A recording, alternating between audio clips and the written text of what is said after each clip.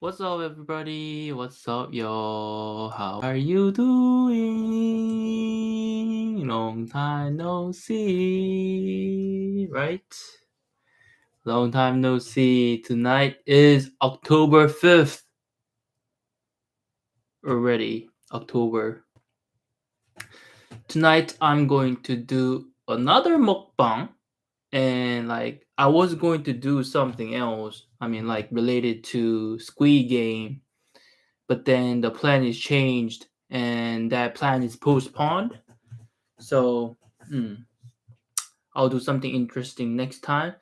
But tonight, instead of that plan, I'm going to do another mukbang, which is eating roll cake. And as you can see Paris baguette bread here. Oh, it's a bakery chain. Based in South Korea, owned by SPC Group. Its group name is SPC, and it first started at Gwanghamun, and in the following year, they opened another one in Itaewon, and now, as far as I know, it grew into number one bakery shop in Korea. It's really easy to find. Every corner of the apartment, you can find this bakery. From what I know, it's like they even have like local subsidiaries in United States and like Vietnam and etc. And like if you're a foreigner, this name Paris Baguette. If you're a foreigner, it reminds you of the French guy, right? You might think that the owner of this bread shop is French, but then the owner, the family behind the chain is actually South Korean. It's weird, right? I go there often and pick up one of the bread that they provide, and it's pretty good though. It's pretty good. I mean, there are a lot of bakeries in South Korea, but there are reasons why they are number one. I mean, its flavor is good. Also, like they've got really a lot of kinds of bread, and sometimes I feel that it's a bit expensive compared to other bakery shop, but then it's still good though. It's still good. And they even have like a world record when it comes to selling roll cake, which is the reason why I brought roll cake tonight. And of course, it was at my home when I got home, and my mom received it from someone. Anyway, I'll go ahead and eat this, and if you're a foreigner, go ahead and try it.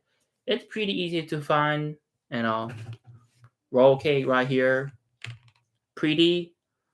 It's a blueberry roll cake this time, and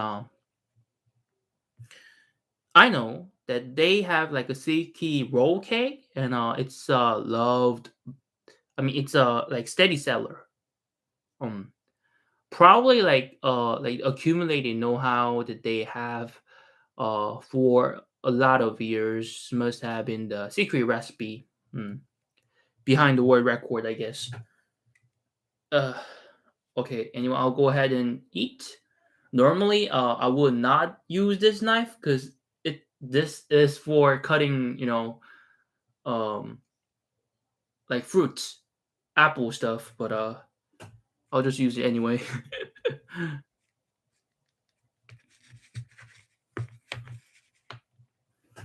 hmm.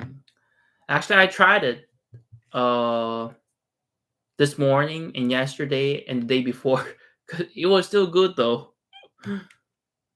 I didn't eat all of it yet, so I was like, "Oh, why not show this to you guys?" I cut it into a quarter size. Nice, nice.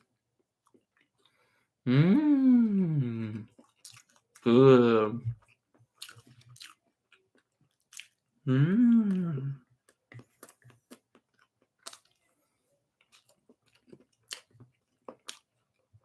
So good. Creamy, soft, blueberry jam, and that cream inside mixed together perfectly, seasoned well. Mm. No wonder why they have like a world record when it comes to selling roll cake.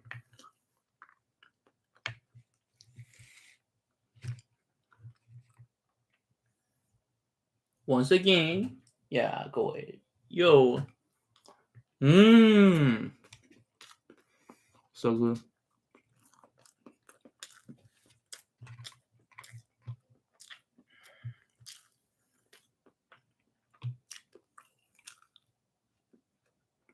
Mm.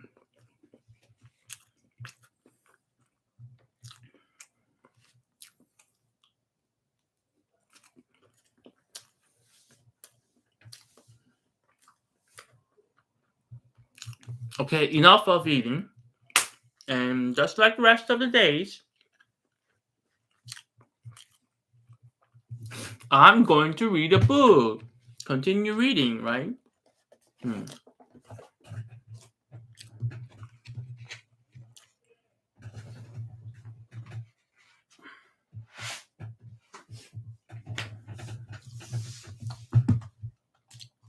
The other night,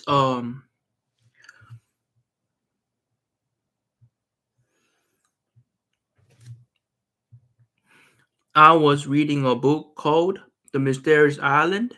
Hmm.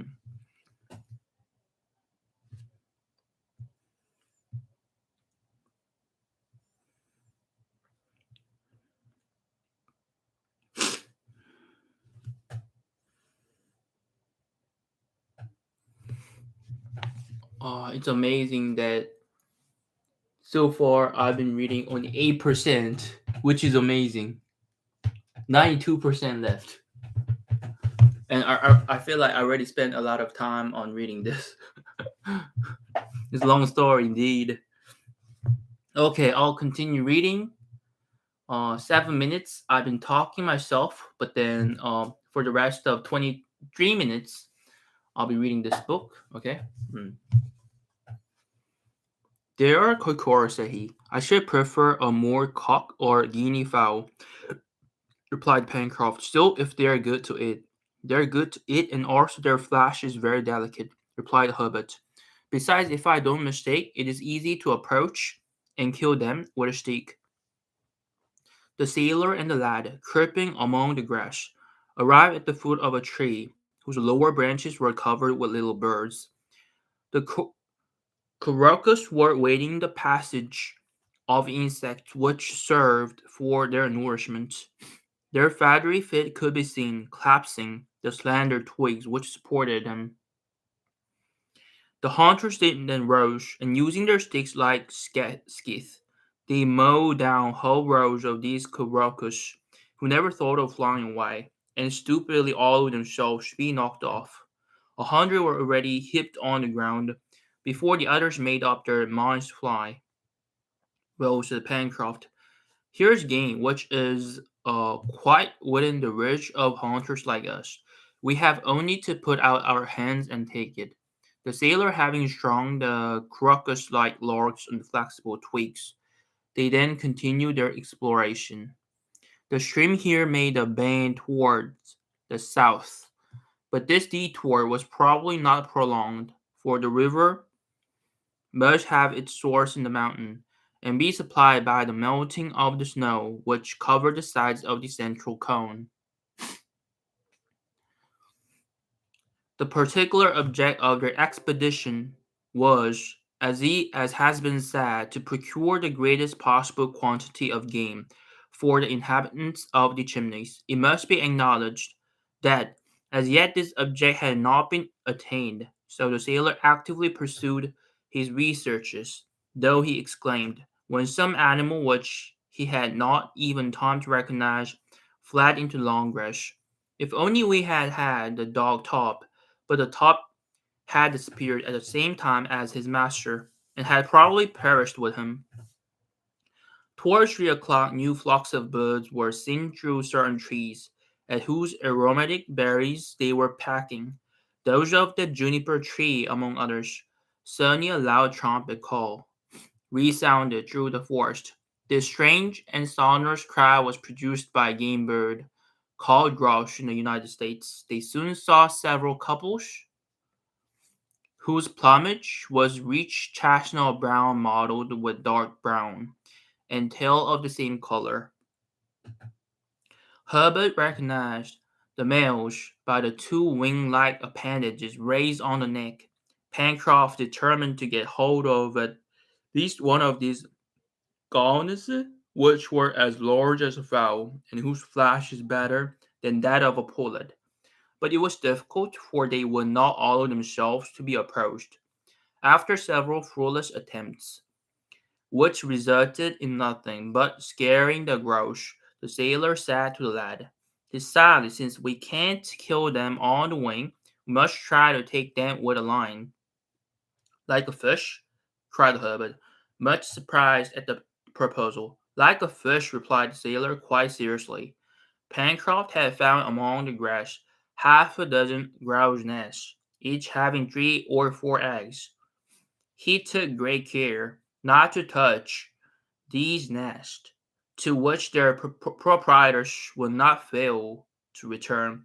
It was around these that he meant to stretch his lines, not snares, but real fishing lines. He took Herbert to some distance from the nest, and there prepared his singular apparatus with all the care which a disciple of Isaac Newton would have used. Herbert watched the work with great interest, though rather doubting its success. The lines were made of fine creepers, fastened one to the other, of the length of 15 or 20 feet, thick, strong thorns, the points bent back, were fastened to the ends of the creepers by way of hooks. Large red worms, which were crawling on the ground, furnished bait.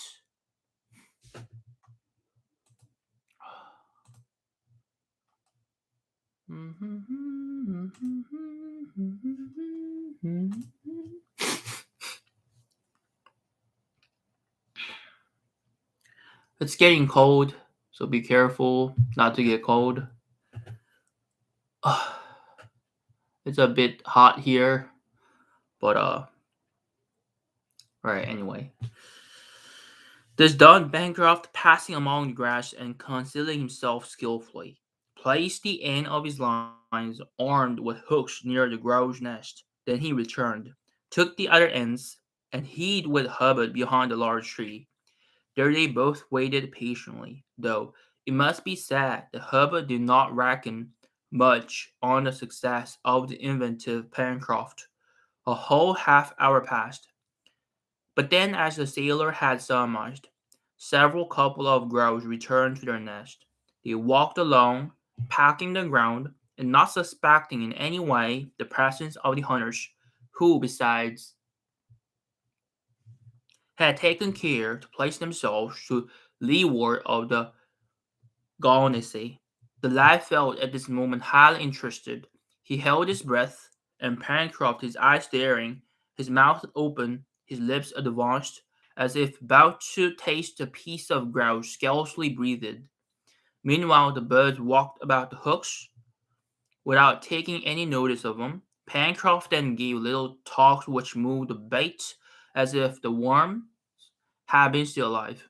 The sailor undoubtedly felt much greater anxiety than does the fisherman, for he does not see his prey coming through the water. The jerks attracted the attention of the gunners, and they attacked the hooks with their beaks. 3 voracious grouse swallowed same moment baits and hook. Suddenly, with a smart jerk, Pencroft struck his line, and a flapping of wings showed that the birds were taken. "Hooray!" he cried, rushing towards the game, of which he made himself master in an instant. Herbert clapped his hands. It was the first time that he had ever seen birds taken with a line, but the sailor modestly confessed that it was not his first attempt, and that besides he could not claim the merit of invention. And at any rate, added he, situated as we are, we must hope to hit upon many other contrivances. The grouse were fastened by their claws, and Pencroft, delighted at not having to appear before their companions with empty hands, and observing that the day had begun to decline, judged it best return to their dwelling. The direction was indicated by the river, whose course they had only to follow, and towards 6 o'clock, tired enough with their excursion, Herbert and Pencroft arrived at the Chimneys. Okay, chapter 7. But still I'm at 8%. So long way to go, right? Gideon Spilett was standing motionless on the shore, his arms crossed, gazing over the sea, the horizon of which was lost towards the east in a thick black cloud which was spreading rapidly towards the zenith. The wind was already strong, and increased with the decline of day. The whole sky was of threatening aspect, and the first symptoms of a violent storm were clearly visible. Herbert entered the Chimneys, and Pencroft went towards the reporter. The latter, deeply absorbed, did not see him approach. "We're going to have a dirty night, Mrs. Spilett," said the sailor. Patrols light in wind and rain. The reporter, turning at the moment, saw Pencroft, and his first words were, "At what distance from the coast would you say the car was, when the waves carried off our companion?" The sailor had not expected this question. He reflected on an instant and replied, "2 cables' length at the most." "But what is a cable length?" asked Gideon Spilett. "About 120 fathoms, or 600 feet." Then said the reporter, "Cyrus Harding." "Oh, hi, Moon. Are you there? Hi, Moon. Hi, hi, hi, hi." I'm sneezing.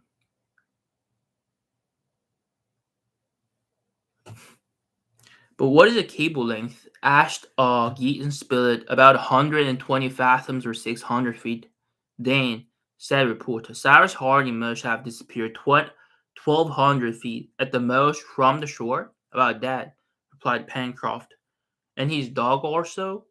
"Also. What astonishes me," rejoined the reporter, "while admitting that our companion has perished, is that Top has also met his death, and that neither the body of the dog nor of his master has been cast on the shore." "It is not astonishing, with such a heavy sea," replied the sailor. "Besides, it is possible that currents have carried them farther down the coast." "Then it is your opinion that our friend has perished in the waves?" again asked reporter. "That is my opinion." "My own opinion," said Gideon Spilett, "with due deference to your experience, Pencroft, is that in the double fact of the absolute disappearance of Cyrus and Top, living or dead, there is something unaccountable and unlikely." "I wish I could think like you, Mrs. Spilett," replied Pencroft. "Unhappily, my mind is made up on this point." Having said this, the sailor returned to the Chimneys. A good fire crackled on the hearth. Herbert had just thrown on an armful of dry wood, and the flame cast a bright light into the darkest parts of the passage. Pencroft immediately began to prepare the dinner. It appeared best to introduce some solid into the bill of fare, for all needed to get up their strength. The strings of crocus were kept for next day, but they plucked a couple of grouse, which were soon speeded on a stick and roasting before a blazing fire. At 7 in the evening, Neb had not returned. The prolonged absence of the negro made Pencroft very uneasy.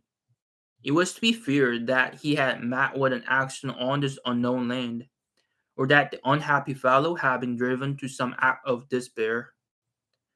But Herbert drew very different conclusions from this action. According to him, Nap's delay was caused by some new circumstances which had induced him to prolong his search. Also, everything new must be to the advantage of Cyrus Harding. Why had Nab not returned, unless hope still detained him? Perhaps he had found some mark, a footstep, a trace which had put him in the right path. Perhaps he was at this moment on a certain track. Perhaps even he was near his master. Thus the lad reasoned. Thus he spoke. His companions let him talk. The reporter alone approved with a gesture. But what Pencroft thought most probable was that Nab had pushed his researches on the shore farther than the day before. Uh, uh, uh, uh, uh, um, and that he had not as yet had time to return.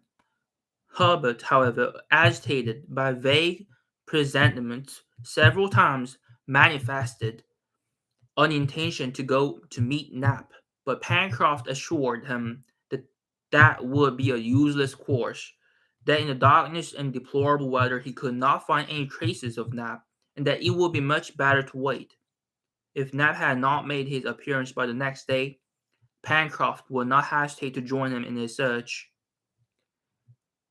Gideon Spilett approved of the sailor's opinion that it was best not to divide, and Herbert was obliged to give up his project. But two large tears fell from his eyes. The reporter could not refrain from embracing the generous boy. Bad weather now set in. A furious gale from the southeast passed over the coast. The sea roared as it bashed over the reef. Heavy rain was dashed by the storm into particles like dust.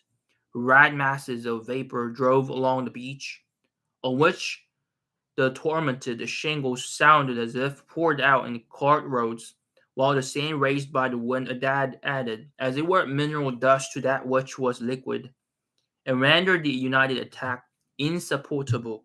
Between the river's mouth and the end of the cliff, eddies of wind whirled and gushed from this maelstrom lashed the water which ran through the narrow valley. The smoke from the fireplace was also driven back through the opening, filling the passages and rendering them uninhabitable. Therefore, as the grouse were cooked, Pencroft let the fire die away, and only preserved a few embers buried under the ashes. At 8 o'clock, Neb had not appeared, but there was no doubt that the frightful weather alone hindered his return, and that he must have taken refuge in some cave to await the end of the storm, or at least the return of day. As to going to meet him, or attempting to find him, it was impossible. The game constituted the only dish at supper. The meat was excellent, and Pencroft and Herbert, whose long excursion had rendered them very hungry, devoured it with infinite satisfaction. Their meal concluded, each retired to the corner in which he had rested the preceding night, and Herbert was not long in going to sleep near the sailor, who had stretched himself beside the fireplace. Outside, as the night advanced, the tempest also increased in strength until it was equal to that which had carried the prisoners from Richmond to this land in the Pacific. The tempests, which are frequent during the seasons of the equinox, and which are so prolific in catastrophes, are above all terrible over this immense ocean, which opposes no obstacle to their fury. No description can give an idea of the terrific violence of the gale as it beat upon the unprotected coast. Happily, the pile of rocks which formed the chimneys was solid. It was composed of enormous blocks of granite, a few of which, insecurely balanced, seemed to tremble on their foundations, and Pencroft could feel rapid quiverings under his head as it rested on the rock. but he repeated to himself, and rightly, that there was nothing to fear, and that their retreat would not give way. However, he heard a noise of stones torn from the summit of the plateau by the wind, falling down onto the beach. A few even rolled onto the upper part of the chimneys, or flew off in fragments when they were projected perpendicularly. Twice the sailor rose and entrenched himself at the opening of the passage so as to take a look in safety at the outside. But there was nothing to be feared from those showers, which were not considerable, and he returned to his couch before the fireplace, where the embers glowed beneath the ashes. Notwithstanding the fury of the hurricane, the uproar of the tempest, the thunder, and the tumult, Herbert slept profoundly. Sleep at last took possession of Pencroft, whom a seafaring life had habituated to anything. Gideon Spilett alone was kept awake by anxiety. He reproached himself with not having accompanied Nab. It was evident that he had not abandoned all hope. The presentiments which had troubled Herbert did not cease to agitate him also. His thoughts were concentrated on Neb. Why had Neb not returned? He tossed about on his sandy couch, scarcely giving a thought to the struggle of the elements.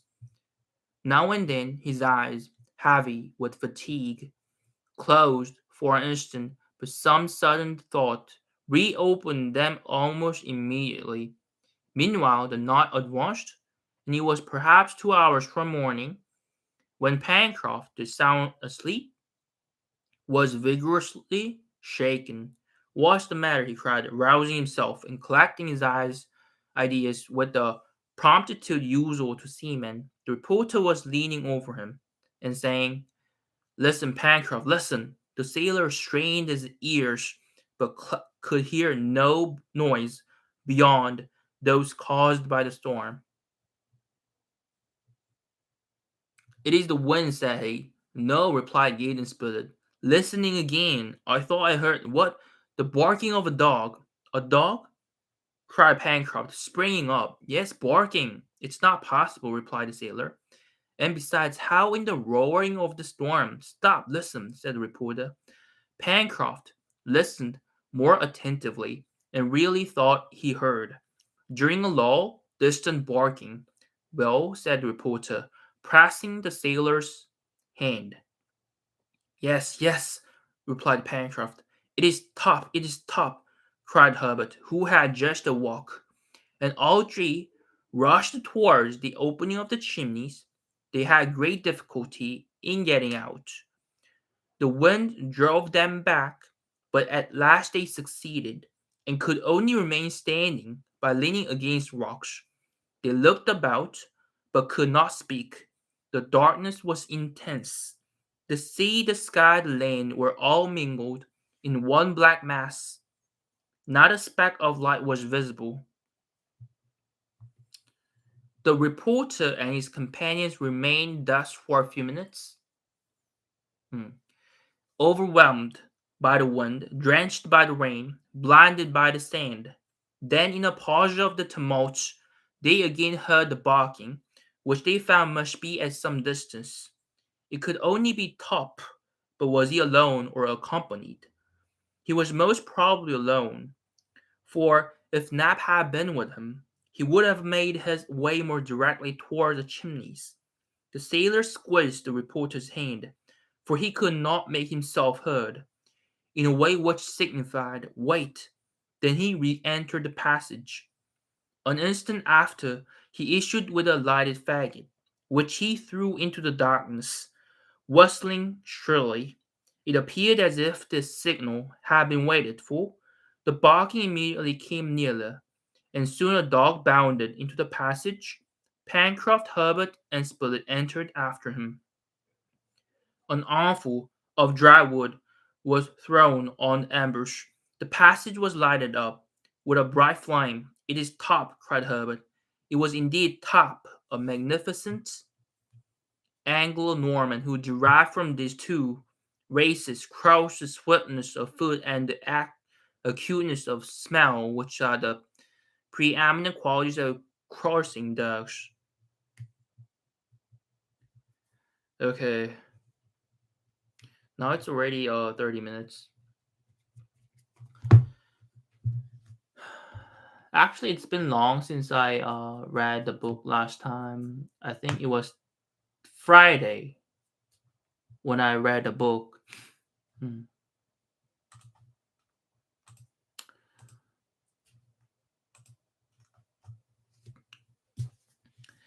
Uh, it feels awkward to read a book like this, but for sure, I'm going to read a book 4 days in a row from now on, from tonight, Tuesday night, to through Friday night. Hmm. I've been a bit lazy because I could take some days off. I mean, I didn't have to go to work. For that reason, I was lazy. But then I'm gonna put on more effort into this. All right, okay. I'll see you tomorrow, and bye.